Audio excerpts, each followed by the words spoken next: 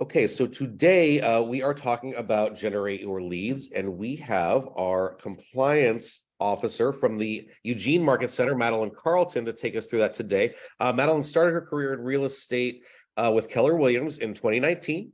She's one of our amazing compliance officers, as I mentioned, and she's also worked in construction for 6 years, so she has a very interesting perspective on certain things to do with real estate because she was in construction. Oh, looks like someone's just joining us here. I'll let them in. Lauda, yes, cool. And she's been married for 15 years and has 3 wonderful kids, and she enjoys gardening and taking care of the farm animals. That I know about you. So we're just out walking the cows on a leash. Yeah. And like I said, Madeline, I'll stick around for a few more minutes in case anybody kind of hops in late. I'll go ahead and admit them to the room. Cool. All right, thank you. Well, I will, let's see, share my screen. Hopefully I can.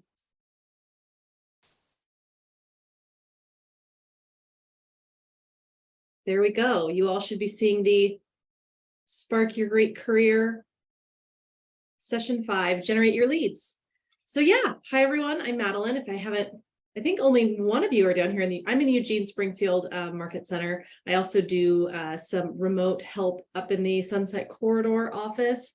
So those are the ways you might know me. My computer screen's over here, but my camera's over here. So I'm gonna try to engage properly.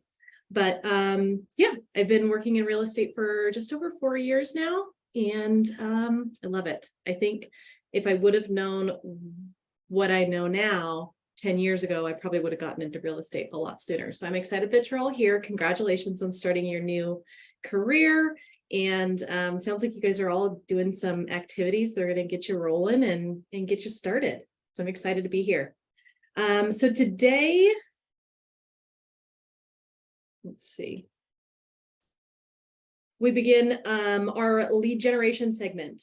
So obviously, in order to do business, we have to find people to do business with.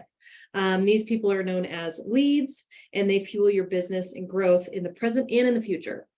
Leads are responsible for growth potential and protect you against market shifts.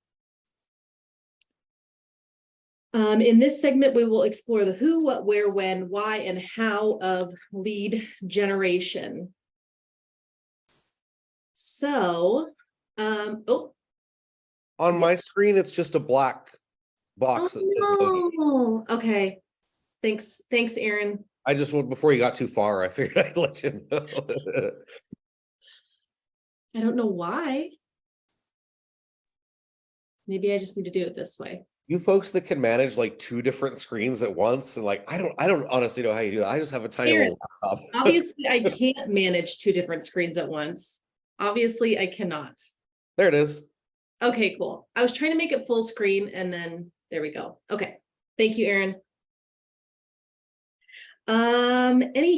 Anyways, now that we're looking at the right page here, by the end of the session, you will be able to 1, generate business from the people you know and who know you.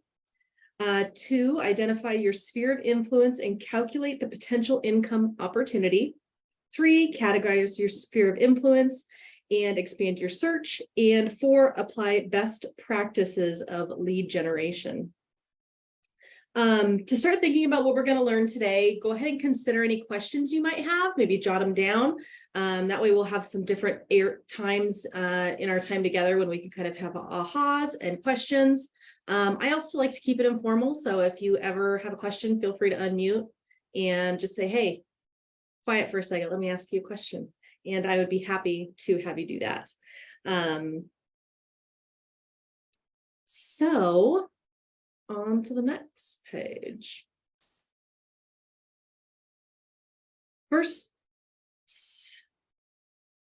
my fear of failure is greater than my fear of lead generating. So let's begin today's discussion with mindset. This quote clarifies that lead generation is job number 1, even if there's a fear around doing it. It's the activity along with the lead follow-up, which is covered later, keeps all of us from failing and instead allows us to prosper. You never stop lead generating for the rest of your career in business in real estate. is your fear of failure greater than your fear of lead generating? This one's real here. I think you'd be hard pressed to find an agent who wasn't a little freaked out about lead generating in general. It's not always easy to put yourself out there, but it's important when in real estate to not be a secret agent. You want people to know that you're actually doing this work so that people will come to you for all their needs.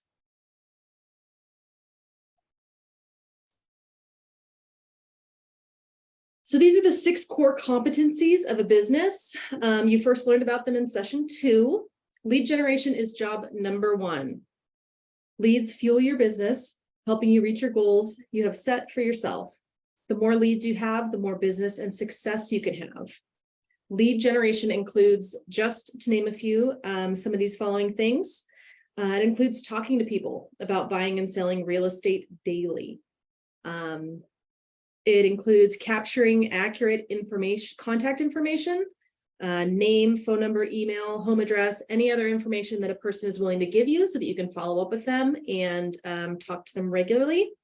And also converting leads into appointments. This is when you find active buyers and sellers, set an appointment to meet and agree to work together in the buying or selling of real estate.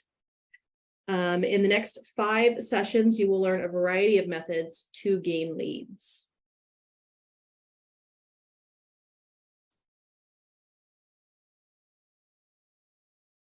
So, to be honest with ourselves, who is having any of these kind of thoughts? Maybe that lead generation is going to be really hard, maybe that you don't have time, or you don't know what to say, or you're afraid of making mistakes in lead generation. I know for me, that was a big thing for sure. Yeah, absolutely. I think the harder part of, sorry, can you hear me? Yeah, I can. Thanks, Lau. Okay. The hardest part about lead generation for me is feeling like I'm bothering people, like especially during the day. Right. So yeah. Yeah, I think that's something that a lot of people that's something that a lot of people say for sure. I hear that a lot in the real estate industry is you feel like you're bothering people when you're reaching out. I think my for me, just looking at this screen here, for me, it's I don't have time to lead generate, which is kind of part of the reason why I'm in the state that I'm in right now, or why I'm the status I am right now, just because there's only so many hours in the day, and yeah, I want to be able to do it, but I just, when. yeah, exactly. I agree. Yeah, same for me. We'll go into some more stuff later in the session about time blocking. I think that's a really hugely important thing. And that kind of helps to, because I think both of those things are probably limiting beliefs that we all have, right? You don't have enough time in the day. You don't want to bug people. My big thing is I don't know what to say, right? You call people up and you're like, oh, hi, I don't know. You want to have some value to provide and things like that. These are all things that we're going to go through today and kind of hopefully dispel some of these fears and myths. The fact of the matter is that these are the exact fears and myths that Gary Keller had in his head and heart when he first started in real estate. One thing that you guys will probably see a lot of is the Shift book in the coming weeks and years of you being Keller Williams real estate agents. Reading from his quote here, this is written by Gary Keller. I must admit that I honestly didn't enjoy or fully embrace the lead generating part of our business at first. It wasn't until I realized that lead generating was something I had to do, master in order to get to do the things I really enjoyed doing that I actually buckled down and got serious about it. And then something magical happened. The more I did it, the better I got. And the better I got, the more I liked it. It turns out that I had held a handful of myths in my head that were holding me back. Once they were dispelled, I was over the hump and off and running. So I think that kind of just goes to say, we just have to act, right? We just have to 3, 2, 1, do something, make that phone call, talk to that person, say, hey, did you know I work in real estate? that sort of thing. And the more you do it, the more comfortable you'll get with it. And like Aaron was saying, we have our 6 weeks of success coming up in all of the market centers. That's going to be kind of a lot of those courses that we're putting together are, going to help enable you to be able to put things into action to get things rolling.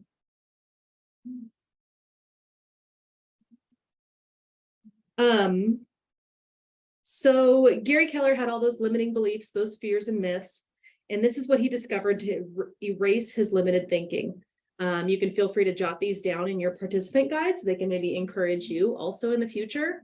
We think lead generation is really difficult. And Gary found that he was confusing effort with enjoyment. Lead generation is actually really easy. It's just not super fun, right? It's not super hard to pick up the phone and dial. It's not super hard to say hello to someone that you see often and let them know that you started a business in real estate. It's not difficult. It's just not fun. I don't have time to lead generate. Gary found that he had an issue of making time to lead generate and also protecting that time.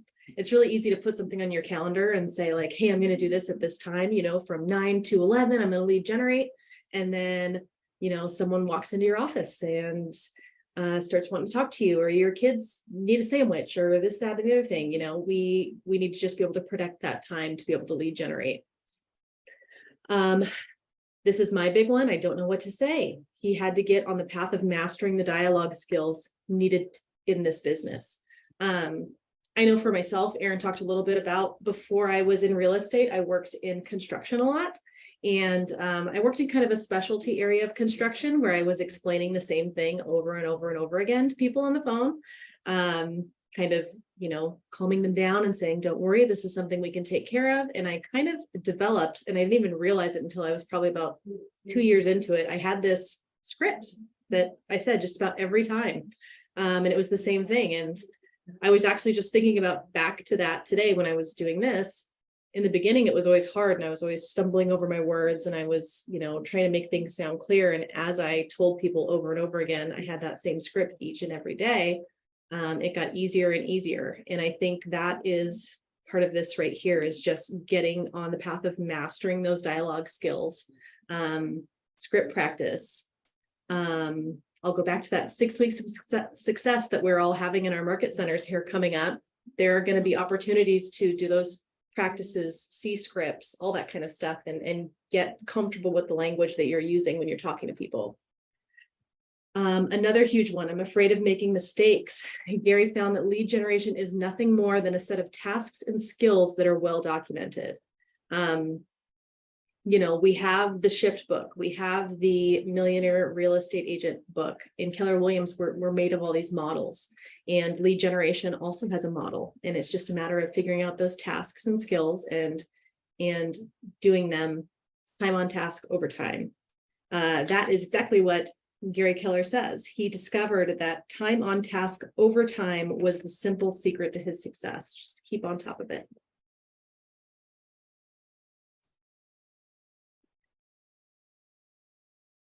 Lead generation is the #1 key to being successful in real estate. It doesn't matter how great you are at selling houses. If no one knows you're in the business of selling houses and they do not feel connected to you in a way that has them reach out when they are ready to sell, then you don't really have much of a business. I've got great news though. You already have 2 key components to lead generation. You have a sphere of influence, or an SOI, and a database. Has anyone here heard of a sphere of influence? You can just say yes, probably. It's a heavily used term in this business. Sphere of influence is a group of people who you know and who know you.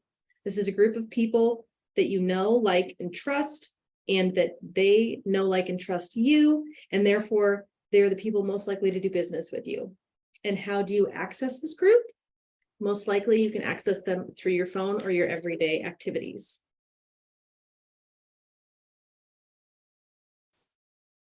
So we're going to do a quick exercise. This is kind of fun. If everyone wants to get out their phones, I want you to go to your contacts, scroll down to the bottom. So if you scroll down to the very bottom of your contact list on your phone, hopefully you have it right there near you. You scroll down to the very, very, very bottom and it tells you, mine's not doing it, but it should show you how many contacts you have in your phone. And then we'll look at this graph here. So what we're doing is we're just kind of calculating based on the number of contacts you have in your phone, the amount of people you could just pick up the phone and call right now that you already know and they already know you potentially, and how much business you could get. So according to the National Association of Realtors, the typical person moves every 8 years. And according to the 2020 census, the home ownership rate in the US is 64.8%. If we can assume that 64.8% of your database is a homeowner and they will move every 8 years, that this means that about 8.1% or 0.081 of your database will buy, sell, or buy and sell a home every 8 years. So we can use these numbers to figure out how many people you already know who may buy or sell this year. And to do this, multiply the number of contacts in your database by 0.081. So that's on the second line B there of the graph. So you can see here, we started with 250 just to make it easy on this graph. And we multiplied that by 0.081, it gets you 20. Now go ahead and round down so we can be conservative. Obviously that got us 20. Now let's go further. Let's assume that the people in your SOI, 10% of them refer you clients this year. So that's line C there. Take the number on A, times it by 0.10, signifying the 10% of people that will send you some business if you call and talk to them regularly. And that's how many referrals you would get there. So on our line C here, we have 25. If we add them up, we have a total of 45. Now this is where it gets more fun than it is on this graph, because our average commission in our area, I'm down in Lane County, so I'm doing that. It might be a little higher up at Sunset Corridor. Our average commission is around $10,000. So if we times $10,000, your average commission, by those 45 potential leads, that's about $450,000 in potential GCI. So I don't know about you, I wouldn't mind making $450,000 a year every year. So yeah, this goes back to the database, right? And using your command also, getting all those people in that database, and then also growing your database, because these are the numbers you've got with 250 people in your database. Imagine when you've been an agent for 10 years and you have, 1,000 people in your database that you can regularly follow up with. That turns into a pretty stellar business.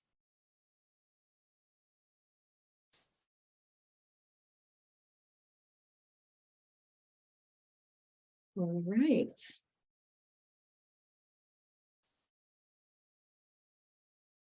So we covered how many people you have in your phone and how many potential sales they represent this next year. Your contact list is a database. So your social media is also another potential database. So if you have, how many social media followers, you can kind of put that into the same calculation there. If we're going to be in a relationship with our contacts in a professional sense, we need to have them organized and accessible in a smart database.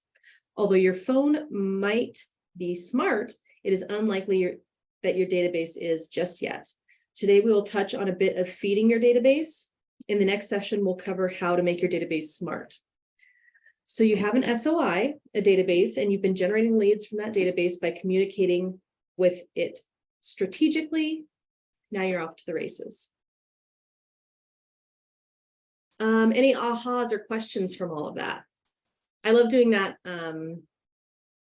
exercise there because it just kind of puts it into perspective as far as, the amount of people that are going to buy, sell this year. And it makes it exciting to think about all the different ways you can grow your database and get those numbers up a little more.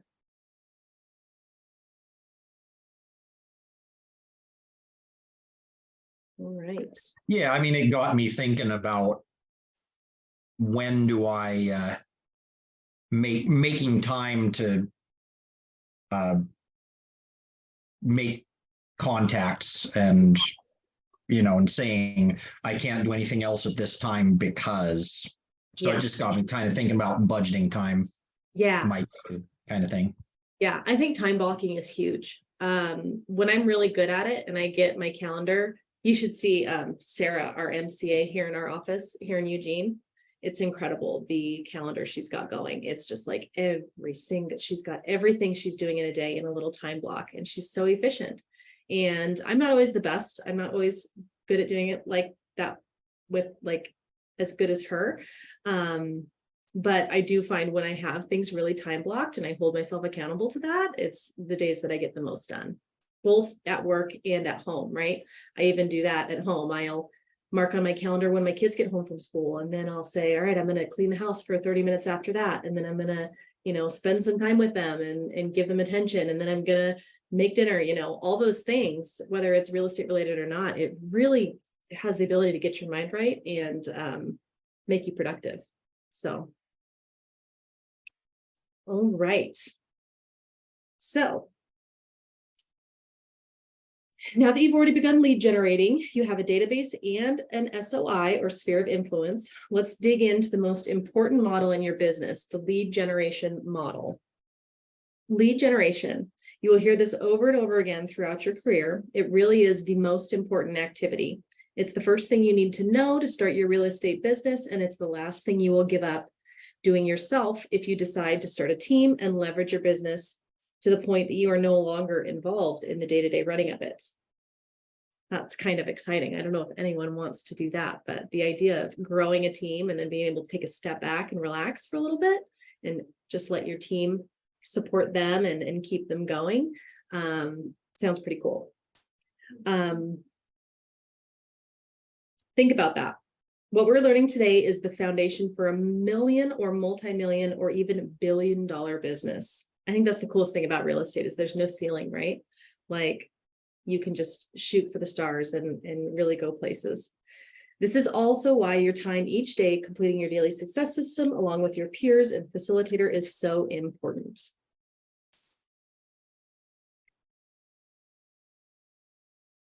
So as you've learned, Keller Williams has a model for everything. It makes sense. There would be a model for your number one job, lead generation. Though it may look complicated, it's about one thing, and that's relationships. You are in the relationship business. The more relationships you have, the more business you have. This model tells us how to get into a relationship with people, stay in a relationship with them, and be their real estate expert of choice to buy and sell real estate. So lead generation is simply getting people into your database so you can track your relationship with them. As you can see at the top of the model, there are two different activities that can bring leads into your business. There's prospecting and then there's marketing. One thing that's important to know is that you can never have too many leads. A lot of leads or a quantity of leads gives you good quality leads. So sometimes you have to weed through them, but having a lot of leads is never a bad thing. You can, call them, maybe find out their dead ends, that sort of stuff, but just keep following up all the time because you never know when things will change for that person. So the two parts of lead generation or ways to bring leads into your business, prospecting and marketing. It's a best practice to generate leads through a prospecting-based marketing enhanced approach. This is about leading with revenue, right? You guys are all starting your business out. It doesn't mean you need to go buy yourself a billboard or spend, hundreds of dollars farming a neighborhood in the mail. There are ways to use prospecting to get those leads for little to no cost. So prospecting is proactive and direct, and you are actively searching for leads. A few of the great things about prospecting that make them a good candidate to start out your business with is they are low cost to no cost. We all pay for our cell phones, obviously, but you're going to pay for that anyways. Might as well make some phone calls and get some real estate leads from it. It yields a quantity of leads, which in turn gives you quality leads. It also establishes personal relationships when you're prospecting. It's not a matter of just, like a billboard putting it out in front of people. It's a kind of a give and take conversation. It keeps you in direct contact with the market of the moment, and it increases your confidence and skill. I think that's a big one, right? We just talked about all those myths and fears, and Gary Keller talked about how he overcame them. It's that prospecting, it's that doing that same thing over and over again. And as you get better at it, you'll increase your confidence, and your skills will come as well. With marketing, on the other hand, you're putting your information out there to attract leads through sources like social media or print ads, radio ads, promotional materials, etc. We'll talk about this part of it, the marketing part of it, more in some of the other sessions.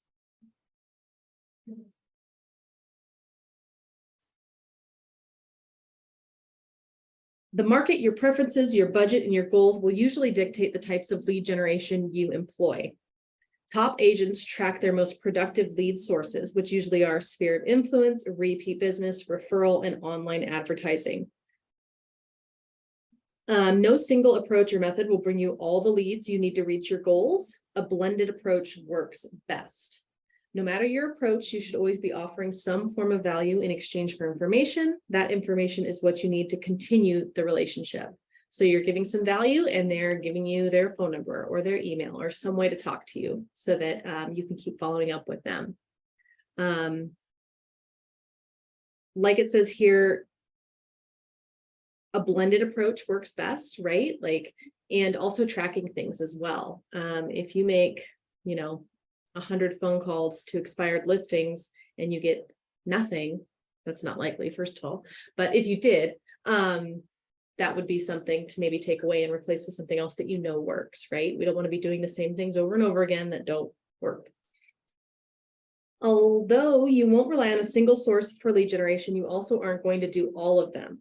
The most productive agents focus on their 3 to 5 top producing lead sources. So again, you got to keep track of what you're doing and where those leads come from, and then do those activities, narrow it down to the 3 to 5 that work best. In Ignite, we're going to focus mainly on prospecting because we know successful lead generation is prospecting based. Prospecting is also less expensive, and prospecting is what protects your business when the market slows down. Even more specifically, we will focus on prospecting with your sphere of influence.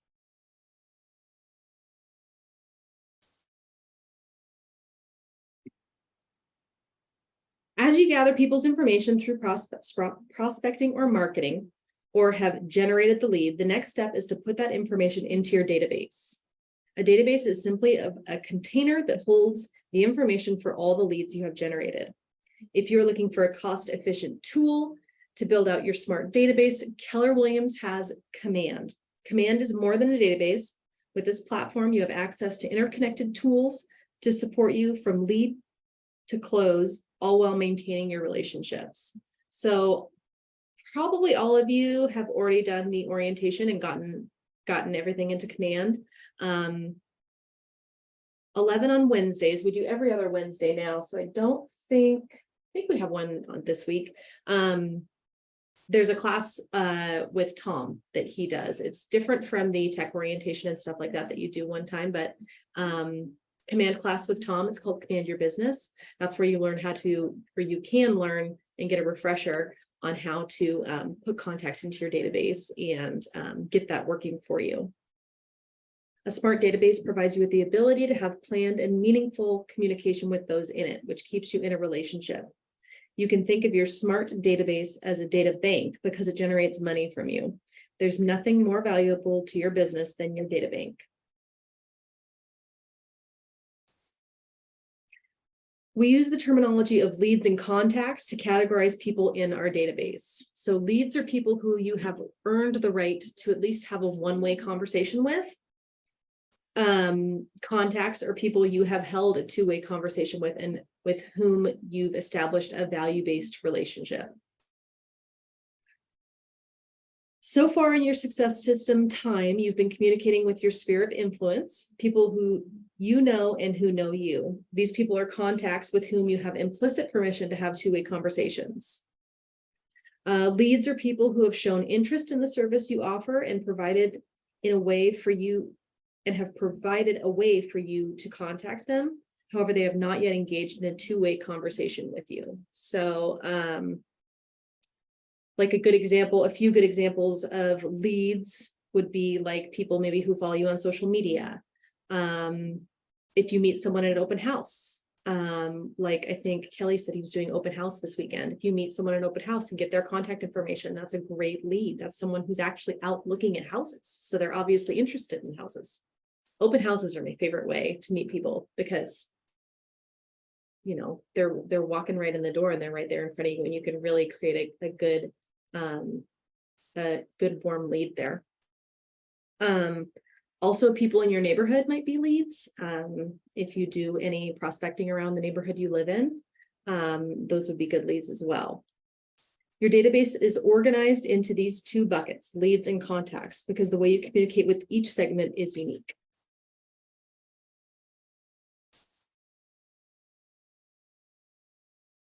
Once you have a lead, you need to create a relationship with that person. For contacts, you want to sustain and strengthen your relationships.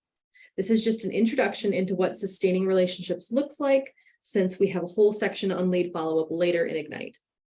Sustaining your relationships is what we see in the model as cultivating contacts for conversation. When we say conversation, we mean move them from lead or contact to an appointment. Converting a lead or contact to an appointment means that your client has the intent to buy or sell real estate.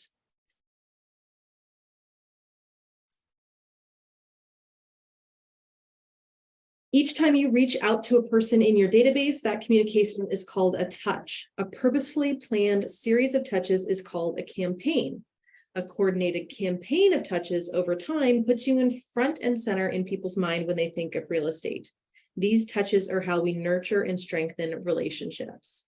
So we talked a little bit about command a minute ago and how that can help your business.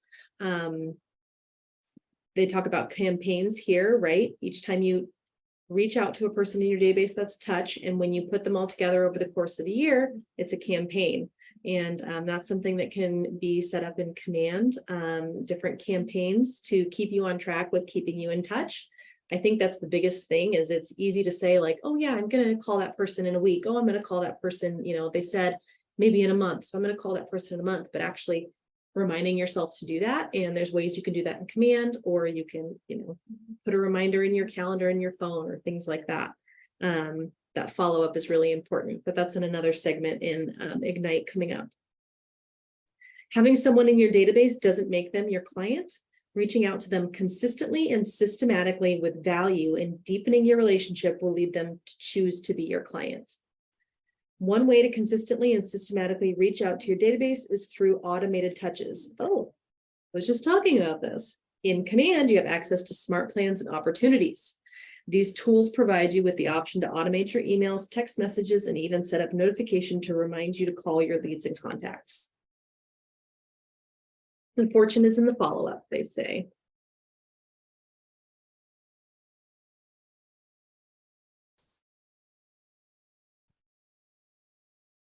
The final piece of the model is the client and referral loop. Once the lead is converted into a contact, they can provide either new or repeat business, or they can provide referrals. This is referred to as a loop because regardless of the business they bring you or how long it takes them to bring you the business, they continue to stay in your database. So there are people, I've been in database classes before, and agents who are very successful say, if you get in my database, you're there until one of us dies. Like, we're just going to keep following up and always be providing value, always be offering services, always be touching base to see if there's anything we can do to help them get to their real estate goals. It's your job to continue to build and develop your relationship over time until they are ready to transact again or provide additional referral business. The thing that really stands out to me there is until they're ready to transact again, right? If you help somebody buy a house, the likelihood is that they'll probably sell it sometime 2, 5, 10 years. If you're keeping in contact with them, you know, you want to be that person who's selling that house for them. It always kind of stings when you see a house that you helped somebody buy, you know, 5 years ago, go up for sale again, and you're not the one who's selling it. That's not a fun feeling. So following up and being there until they're ready to transact again is super important. As you nurture your leads and contacts and continue to lead generate for new sources of business, you will either be transacting from new, repeat, and or referral business.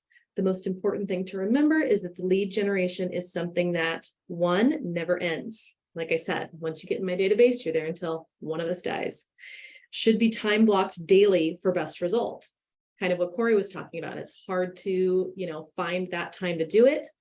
Time blocking it and holding yourself accountable to that is really important. It also determines the size of your business and is essentially the how that will help you reach your goals for starting this career. In our last section for today, we are going to talk about time blocking for lead generation. Any ahas anyone wants to share there? It was kind of a fast and furious little section. But I think the main kind of takeaway there in lead generation is that it's something that's never ending. It's a loop, right? We just keep in contact with people and they refer business to us and we help them transact in the future. I've noticed that even like just constantly bringing up that you're in real estate, then you might be like, oh, you know what? I know so-and-so who might be interested. Like, give them my information. Can I get their information? Yeah. And, sometimes they're like, oh, I don't want them to know that I gave you their number. Well. Like, don't tell them it was me. I know. Yeah. That one's a little tricky, but yeah, definitely possible. Yeah, no, I think that's hugely important. That was one of the things that first, fun fact, I went through Ignite 4 years ago when I started in my real estate career. And that's something I really remember being taught was like, don't be a secret agent. Just talk to people, let people know it's what you do. And bringing that kind of thing up in conversation. It's easy for me because I'm kind of obsessed. Like if somebody starts talking about like a house they want to look at or like they want to remodel or something like that, I get all jacked and excited and I just want to like talk about it forever. They're like, oh, I'm thinking about investing. I'm like, let me tell you all these things I learned, So yeah, just bringing it up a lot is going to get you, at least a little bit of the way there, being able to make sure people know that you are in the business of real estate. Another thing about that is that a lot of times, I don't know the exact statistic, but a lot of people drop out of the real estate business quite often. So, it's happened to me before where someone says, oh, are you still doing real estate? It's like, in my head, I'm like, I'm doing real estate for the rest of my life. There's nothing else I want to do. But in other people's head, they know maybe a handful of people that started doing real estate and then dropped out, So, continuously keeping in that loop of keeping in contact because not everybody's going to know that you're here for life, right? So it's important to, keep reminding everyone. All right.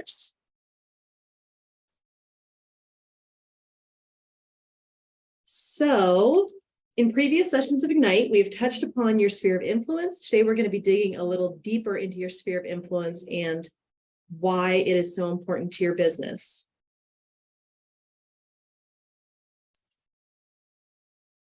Your sphere of influence are the people in your life that you influence and who influence you. This can be close relationships like your close friends, family, or more distant connections like your child's friends, parents, a former coworker, a neighbor, your mom's friend from college. It's important to connect with your current sphere of influence systematically, effectively, and efficiently and effectively. We're going to get into that a lot over the rest of Ignite. In order to get the most out of your follow-up, you want to get to the most people in your sphere. I think I'm probably most guilty of this. Like some of my closest friends I don't talk to about real estate very often. But yeah, your sphere of influence is huge. It's a huge lead source just to be able to chit chat with people and people you already know and like.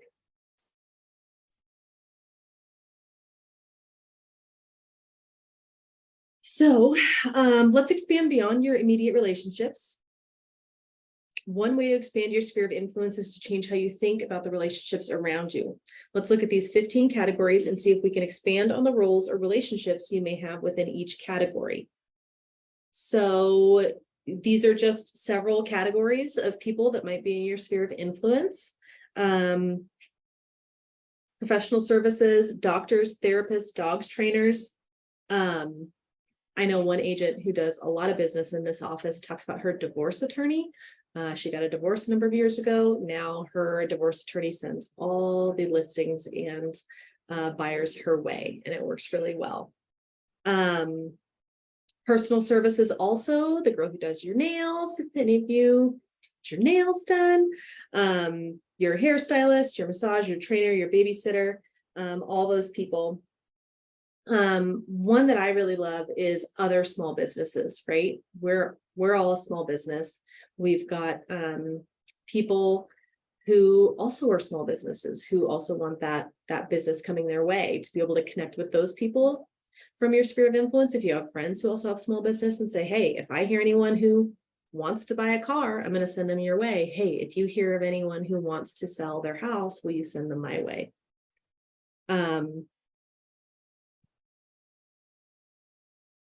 So as you think about these 15 categories, let's take 2 minutes to just jot down some people that are in your sphere of influence that you don't think are in your phone. So this is just a little bit of time for you guys to kind of brainstorm. And what I would do is think of kind of your everyday routine, right? Where do you go? Do you get up, get ready, take your kids to school? You probably see a number of adults just in that, taking your kids to school that you could talk to and let them know that you're in real estate. You might stop and grab a coffee. That coffee shop is a small business. You talk to that owner and you see her every single day getting your coffee. You know, that's an allied resource that you can tap into and let them know that you work in real estate. So just kind of take a few minutes and brainstorm all the different people you can think of.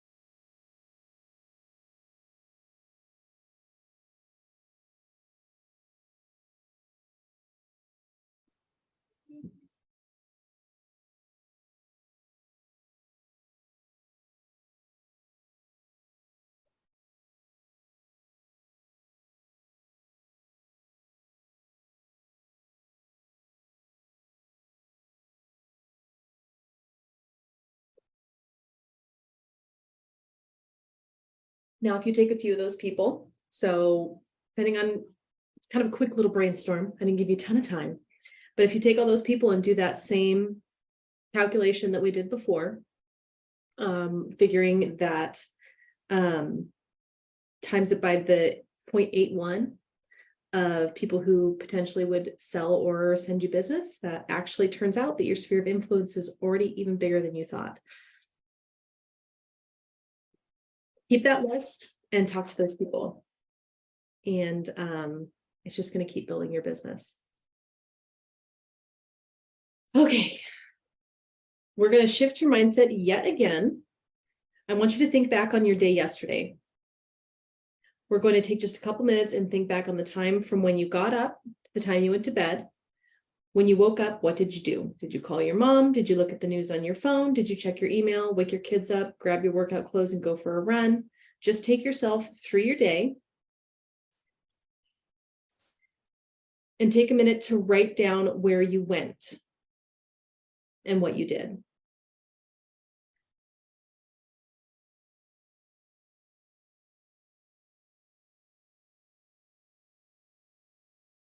It's kind of what we did a minute ago, so I'm not going to give you too much time because we already kind of did that. But if you take a look at your list and write down who you interacted or spoke with during those moments, you can think back through the day and jot down any people you interacted with. And in that case, you have identified the activities and people you interacted with. Now I want you to think about those interactions. Could you deepen your relationship with those people? Could you have smiled a neighbor politely and said, you know, we see each other every day and I don't even know you. I am Madeline and I work in real estate. Of course, you could definitely do that. What about those you didn't interact with? Could you have smiled and said good morning to the barista rather than just ordering? You absolutely could have. That's kind of just being a good human too, right? Take a moment to interact with people. It's time you change the way you think about your days. You aren't just running errands, you're meeting potential buyers and sellers. You aren't just ordering coffee, you're creating a late relationship with people who help you. And because of that relationship, you may be poised to help them one day when they are ready to buy and sell real estate. Your job is to meet and connect with people, which is really exciting. There's not a lot of jobs out there where it's just creating relationships, creating connections, and then being able to help people in the follow-up.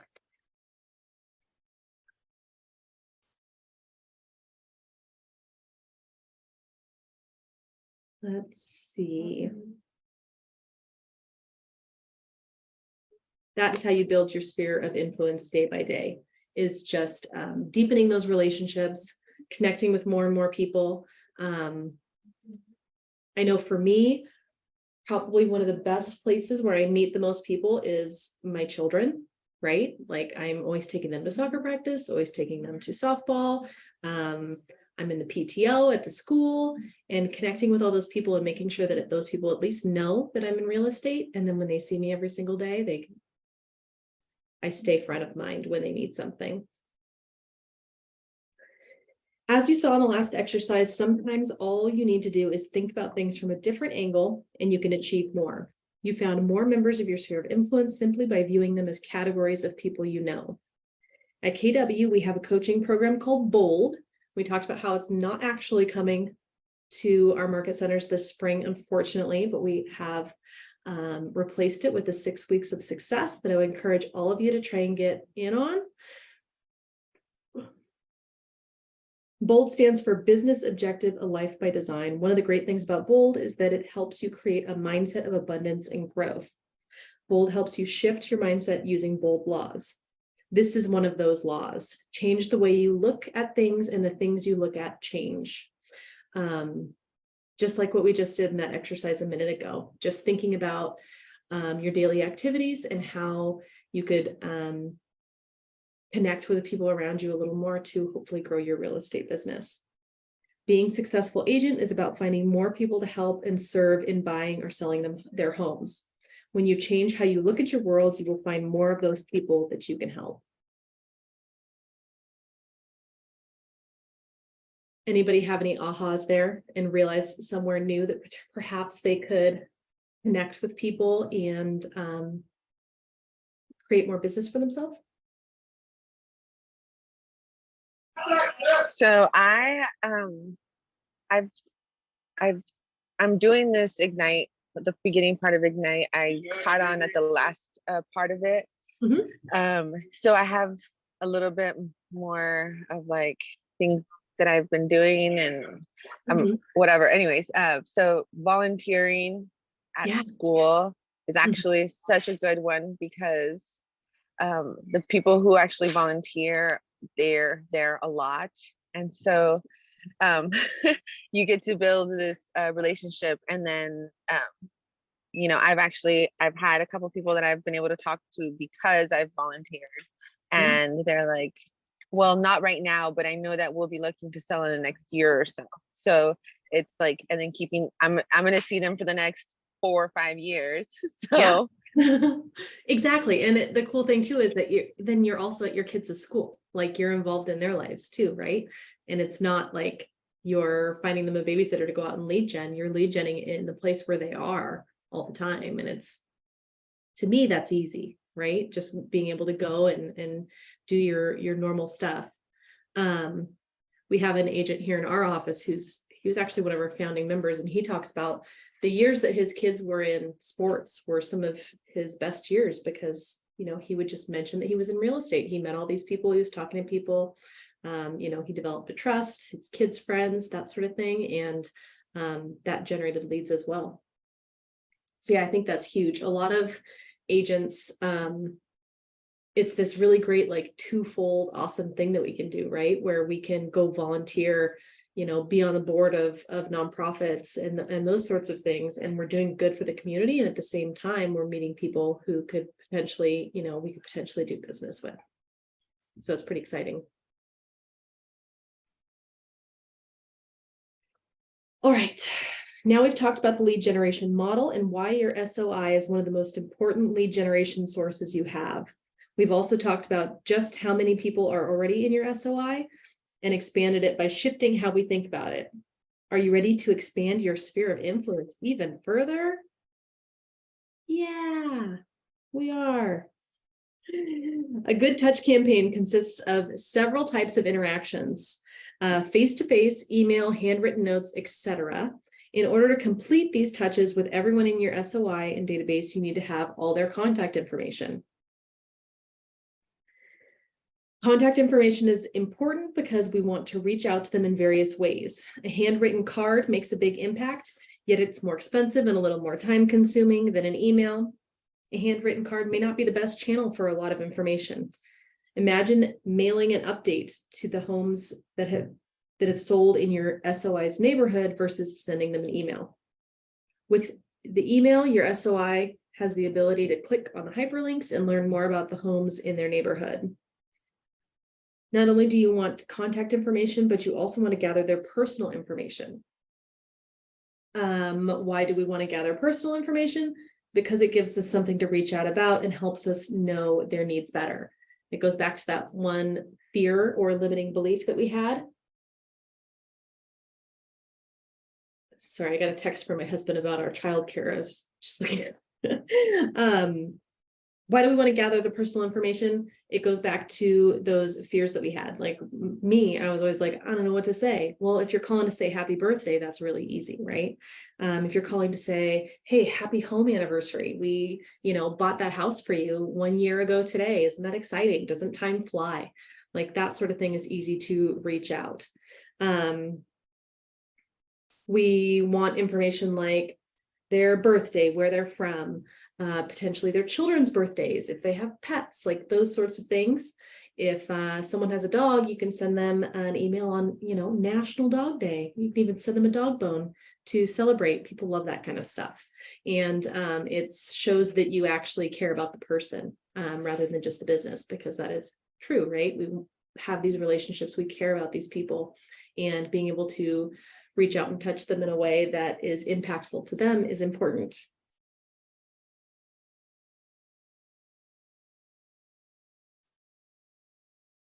It's the same with other personal information. Knowing they love to crochet allows you to see an article online and share it with them. Knowing that they have kids lets you wish them a happy summer or drop off a rainy day keep busy kit during the second straight week of rain when you know they've likely been stressed out in the house with their kiddos. Might we also like to know if they are a homeowner or a renter? Obviously. Another way to expand your SOI is to expand what you know so you have more opportunity to connect. How do we get this information? Of course, we ask for it. If you see someone's birthday on Facebook, direct message them and ask them for their address so you can send them a card or a gift. If your neighbor is complaining about low water pressure, ask them for their phone number so you can share the contact for your favorite plumber. Call your child's friend's mother that you know likes staying on top of what's going on in the neighborhood. Ask her for her email address so you can set her up on a monthly neighborhood nurture email. These touches bring value to your contact's life, right? We don't just want their phone number so we can call them up and say, hey, do you want to sell a house? No? Okay, goodbye. Hey, do you want to buy a house? No? Okay, goodbye. Right? We're giving them information to help them in their lives that is valuable to them so that we are top of mind, so that when they want to buy or sell or invest, they'll call us. Another way to expand your sphere is to pull those you have casual relationships into closer proximity. We've already talked about this a bit when we went through your day. Start to see what your everyday life tasks and errands look like and see them as an opportunity to get into relationship or closer relationship with people. Do you usually play games on your phone when not cheering on your daughter's soccer team? If so, put the phone down and talk to the parent next to you. As we mentioned before, Get the name of the barista that you see multiple times a week. These folks may or may not be in the market for a home now, but don't forget that 8.1% of the people they know might be. Remember, this is your career. If they buy a house this year, great. If they buy a house next year, great. If they refer you business and buy multiple times with you over the course of your entire career, even better. Like I said, a lot of real estate agents kind of drop off, and being able to stay in front of people so that they know that you're still around and you're still doing this business is very important. Another way to expand your SOI is to meet others with similar interests and values. If you love basketball, why not join a neighborhood league? Always wanted to help cleaning up the green spaces in your city? Do it. Like Lauda was saying, similar interests, if all your kids are in the same school, you're going to see these people all the time. It's important to nurture those relationships and connect with people. Real estate is a demanding career, and what career isn't? You're starting a new career. It's important to have a career you enjoy. Go ahead and align your career with your interests and values, because those interests and values are what bring you into contact with like-minded people who need a place to live. This reminds me of a master series we had a while ago. So you're part of the Experience Brokerage Network. All of our different offices together unite and make the Experience Brokerage Network. They put on a master series 4 times a year, quarterly typically. And a while back we had one, and it was talking about defining your niche and figuring out, the ideal person that you want to work with, right? How awesome would it be if we all had these businesses that we work with all these people who, we have common interests with? I mean, whether it's the kids or whether it's riding motorcycles or gardening or all these things. This master series I went to talked a lot about narrowing down your niche and really honing in on that so that you are working with a bunch of people that you really like and really become your friends. And then it's easy to maintain relationships with them because you've got stuff to talk about. Another great tip to expand your SOI is to wear your Keller Williams name and colors proudly. One of the largest mega agents in our company was forced to leave his entire business when a hurricane devastated his area. He and his wife picked up and moved to a place where they knew no one. They started their lead generation by wearing their company shirts to the gym and around town. With their approachable demeanors and smiles, people asked them about their business. This gave them the perfect opportunity to tell people about real estate and help them to build a business so large that they now own several market centers. I know a lot of agents who get name tags and just wear those around. We often see that in other businesses. We might see someone who just got off work, they work at Subway and they go to the grocery store and they have their uniform on. And it's obvious that to people that this person works at Subway.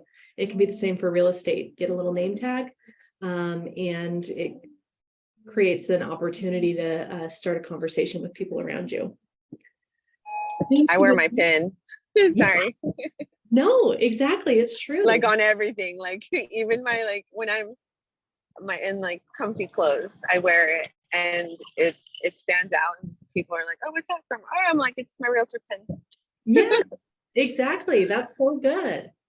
I think that I was thinking about this the other day and I was thinking about getting like a jacket or something because I've seen them before. A lot of the agents who've been in the business a long time have them, but not a lot of us agents who have been in like 5 or less years. Like if you have just like a cool rain jacket with the Keller Williams on it or something like that. I suppose I could wear my Red Day t-shirt out and people might know, but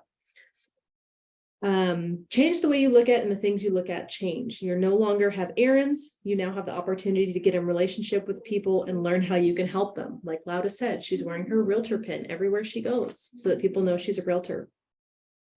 Even if it weren't going to make you money, it sounds like a pretty good life.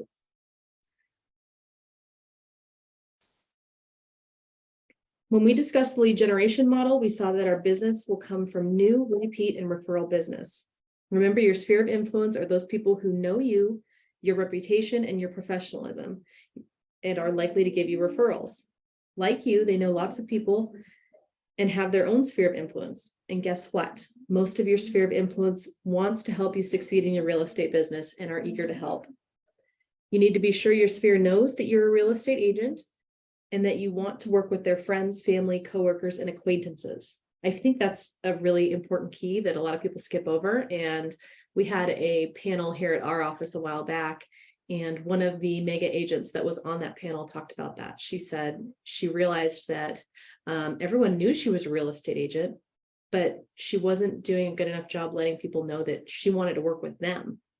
And it kind of connected something in my head too, you know, like if you have a previous client that maybe you had a difficult time or something like that, maybe closing was a little rocky, but you made it, and then you don't follow up with them, they might think to themselves, oh, you know, Corey must have hated working with me because I haven't even heard from them. So I'm not gonna, you know, bother them, you know, anymore.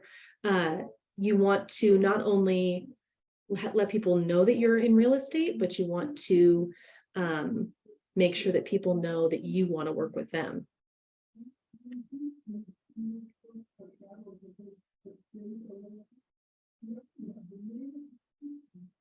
All right, here's some conversation examples that may look familiar. You could say to someone, I am building my business on people I know and the people that they know. Do you know anyone from your family or friends, work, your neighborhood, or a group you belong to who's thinking of buying and selling a home or investing in real estate? I'd be pleased to be a resource for them. You could also say, if you hear of someone with a real estate need, will you keep me in mind and let me know right away? Asking for that business is important, right? You can say over and over again, I'm a realtor. It might just not click in somebody's head like, oh, you're a realtor. You know, my mom needs to sell her house. Taking that extra step to say like, hey, if you know anyone who wants to buy, invest, or sell real estate, let me know. I'd be happy to help them. Any ahas from that? Did anyone think of any good opportunities and conversations that they might be able to expand those relationships and ask for business?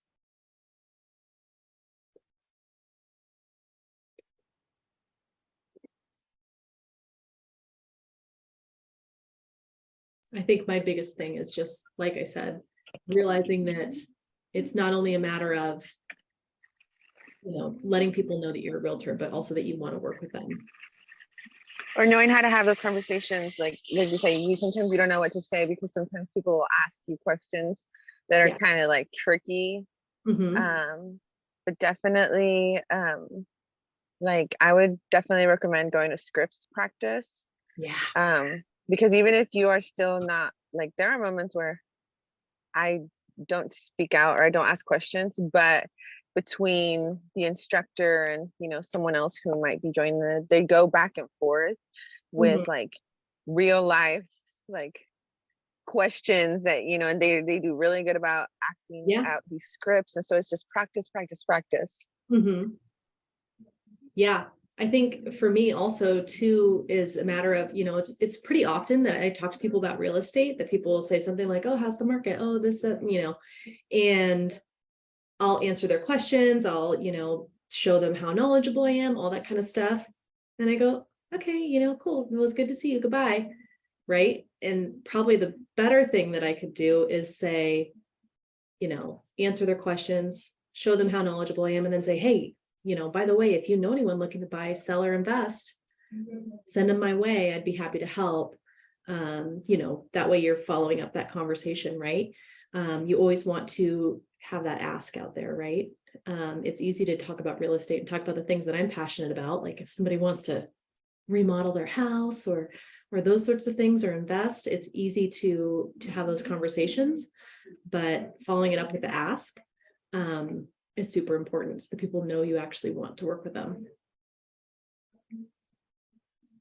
All right. We're getting there, folks. We're almost there. We're getting to the last few slides. As you begin your real estate career, there are some best practices that will help you establish a productive lead generation system. The best lead generation program will be one that you will be consistent with and that also delivers leads. Here's a few best practices right here. First is to keep track of where your leads are coming from. This is huge, right? We don't want to be doing the same exact things that aren't yielding results over and over again. If you go spend $2,000 on a billboard and it brings you no leads, that's probably something you should drop, right? Again, number 2, audit your lead sources to determine what your top lead sources are. You might have 10 things that all bring you leads, but keeping up with all those 10 things would be really difficult. So maybe it's time to narrow it down to that 3 to 5 best things so that you can actually be efficient and not nearly kill yourself every day keeping up with your 10 lead source generating activities. You also want to diversify your database. An openness to a diverse client base opens opportunities. Diversifying your database today brings more leads today and potential for future growth. And then 4 is to be consistent and lead generate every day. It's easy to do something for a week and not really see a whole lot and go, oh, I'm not going to do that anymore. It's consistency, right? It's time on task over time. That first week, there might not be, you might be stumbling over your words. You might not have your scripts down. You might be a little awkward sometimes. It's easy to quit after that first week. Continue into the second week and keep practicing those things and keep up with it. Very important. Skip a slide there.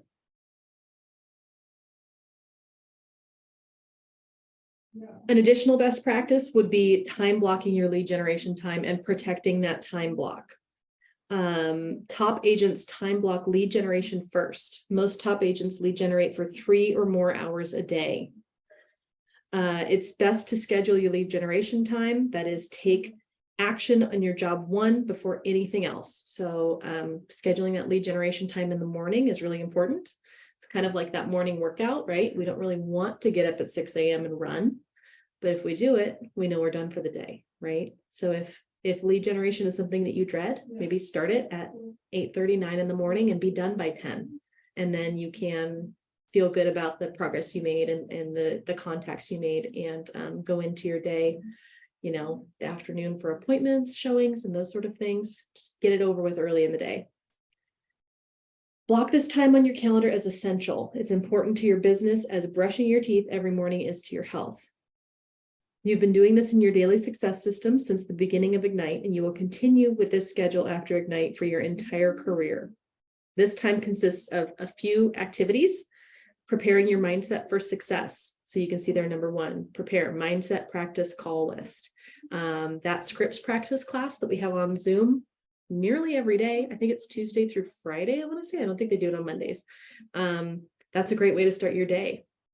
Hop on the scripts practice Zoom call and help that be part of your lead generation time in the morning. You also want to prepare your call list in advance of contacting people.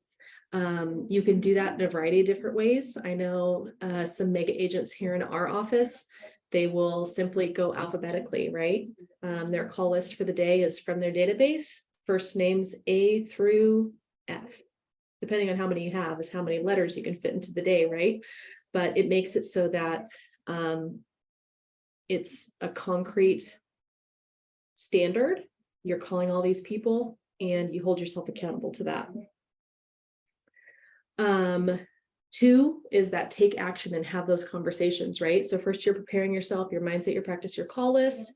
I would even suggest, finding a quiet space and prepping yourself in that way so that you won't be disturbed. And then number 2, take action, have those conversations, make those phone calls, that sort of thing. And then the third thing is, of course, adding those people to your database so that you can follow up with them and remind yourself to do those things.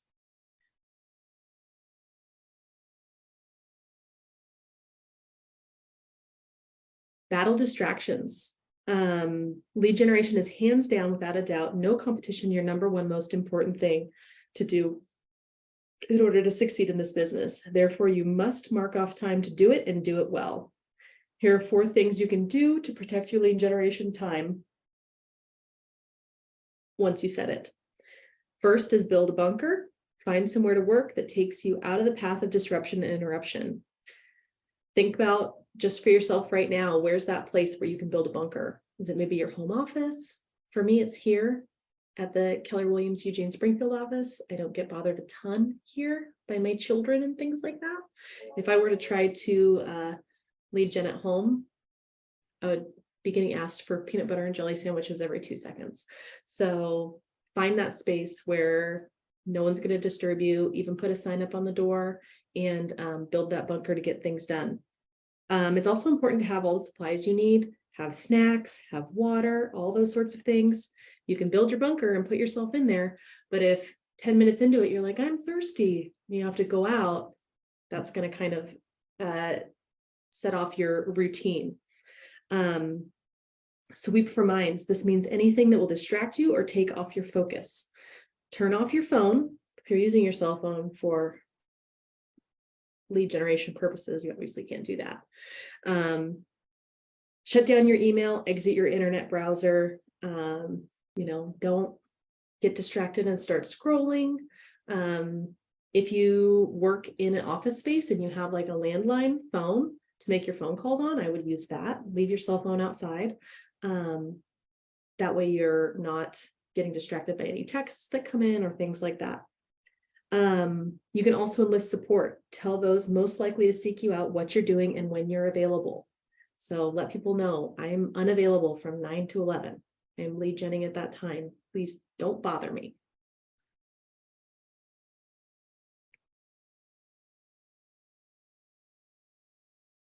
All right. This is kind of our wrap up for our learning session. And this is kind of transitioning into your lead gen time. We talked a lot about what you're already doing to lead generate, what you can add to your everyday routine, and how important time blocking is focused lead generating. So yeah, I'd love to hear any questions or ahas that anybody has. I feel like based on our early kind of conversation as far as what you feel like is standing in your way, we kind of went over time blocking, what you were talking about, Corey. Hopefully that helped a bit to kind of get you there. Some of the other limiting beliefs / myths / fears that we had talked about,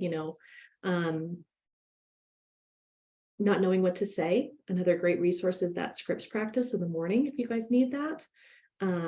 But it is true that, without leads, you don't have a lot of business to get onto. It doesn't matter how good you are, how knowledgeable you are about selling houses or construction or, escrow or anything like that when you don't have anyone to work with. So that lead gen time is super important. So if no one has any questions or anything like that, guys, we're an hour and 20 minutes in, and that's our day. I think for me, the most important was just kind of going over, rephrasing those myths and misstatements. Yeah. It kind of really helps me rethink about it. Of course, I haven't started in on the lead generations, but I definitely, when I think about it, I don't know what to say and I'm afraid of making mistakes are probably the two first things I think of. Oh yeah. Heck yeah. I would definitely suggest, the scripts practice. That's really important. But also just talk to like Mara and Aaron, talk to your productivity coaches. They've got a lot of resources and things like that. I would also encourage, anyone, that's 6 weeks of success that we've got coming up, depending on when it is in your specific market center. Kelly, you said you're at Sunset Corridor, right? Correct. Yeah, so they're doing it on Thursdays. I know sometimes when you're starting out, you might have a full-time job still or something like that, but reach out to them for some resources. If you can't, reach out to your team leader, talk to Jordan. If you can't make it to those things, and she can kind of pass on some good resources and things like that. But awesome. Yeah, I definitely will. cool. Awesome, guys. Well, thanks for being with me today. I like the idea. Sorry, I know everybody's ready to go, and then here No, we're I not ready to jump go. in. I like Sorry. I like the idea. I think it was Lauda that said this. I like the idea of just like wearing something that says Keller Williams, pin, jacket, red day shirt, blah blah blah. Hat. Hat, whatever. That says Keller Williams, and then that way that'll get maybe somebody that you don't know to say, "Oh, hey, I know a guy that wants to sell a house that blah blah blah." So exactly. I like that idea. I guess I didn't think of it. Yeah, I know it's something that I don't think of often either, but it is important. Yeah, Lauda. I was gonna say, it's to the point where like I wear red lipstick and a lot of black and dark colors. So someone was like, when I put, the congratulations for joining Keller Williams or whatever, Yeah. I posted a picture and someone's like, oh my gosh, you even match the colors. So Yeah. one time at the store, I'm like looking for my shade of lipstick or whatever, and someone's like, oh my gosh, that looks really cute. I'm like, it's Keller Williams red. That was, and so she's like, what? And I was like, oh my gosh, I'm so sorry. I'm like, I work for Keller Williams and this is this is my signature look. And it was like a funny conversation. And so like even just something small like that, Mhm.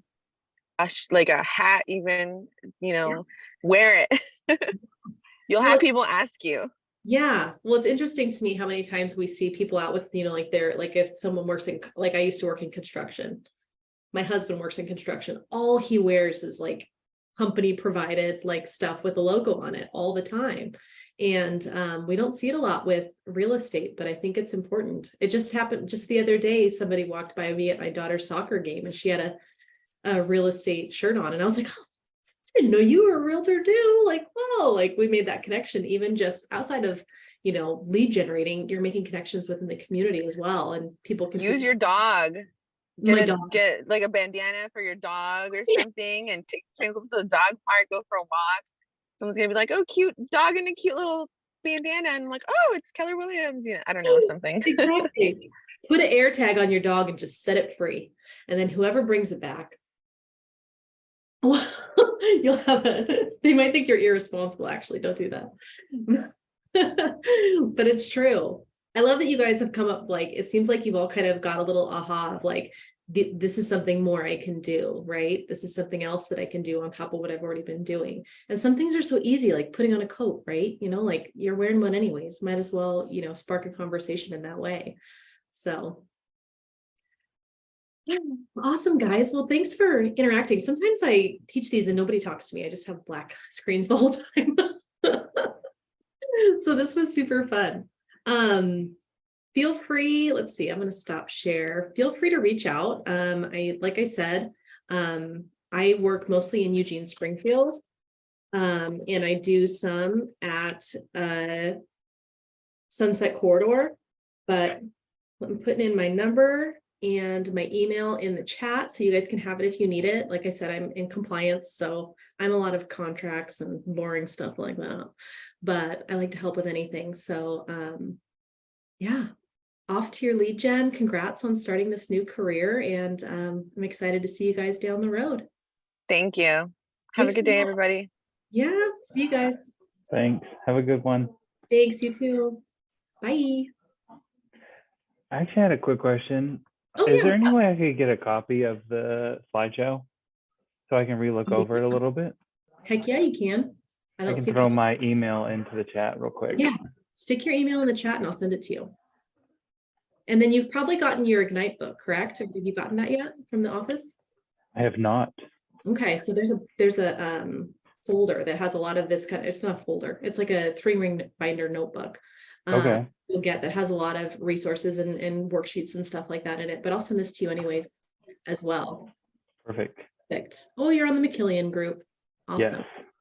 Yes. Yeah. I actually know Ashley Schnee down in Eugene. Oh, She's family. cool.